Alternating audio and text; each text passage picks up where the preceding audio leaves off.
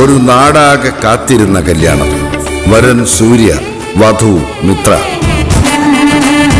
എന്നാൽ ഈ കതിർമണ്ഡപത്തിന് മറ്റു ചില ലക്ഷ്യങ്ങളുണ്ട്.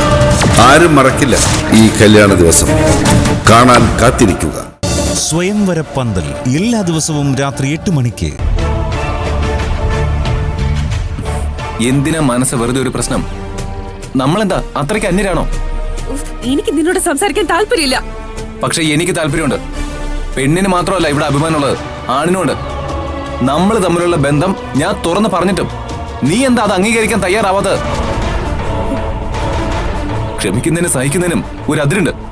ഇവിടെ നീ മറ്റാർക്കും വേണ്ടിയാ സംസാരിക്കുന്ന?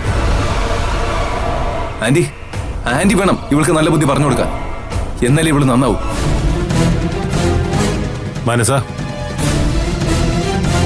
ഇവിടെ സംസാരിച്ചൊക്കെ നീയും കേട്ടതല്ലേ? എന്തിനാ ഇങ്ങനെ ഒരു സംവാദം?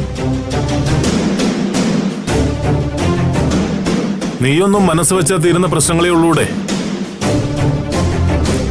നല്ലതുപോലെ ആലോചിച്ചിട്ടൊരു തീരുമാനം എടുക്ക. എന്നിട്ട് ഇവരോടൊപ്പം ചെല്ല്. നീയൊന്നും മിണ്ടാതിരിക്കേ. ഇല്ല ദേവേട്ടാ, ഒരിക്കലും മാനസിക ഞാൻ ഇവിടുന്ന് വിടില്ല. അതിന്റെ പേരിൽ എന്ത് സംഭവിച്ചാലും ശരി, ഞാൻ ഇവളെ ഇവിടുന്ന് വിടില്ല.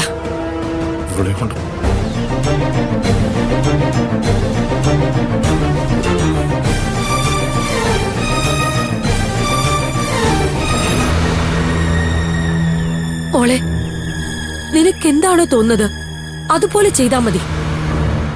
ഇവിടെ ആരും നിന്നെ തടയില്ല.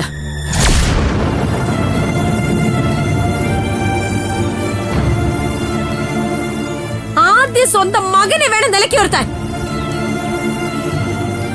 ഞങ്ങൾക്ക് ഇവനെ കൈകാര്യം ചെയ്യാൻ അറിയാത്തോണ്ടല്ല, വേറെ നാട്ടുകാരെ കൊണ്ട് പറയിപ്പിക്കണ്ടല്ലോ എന്ന് കരുതിയിട്ടാ.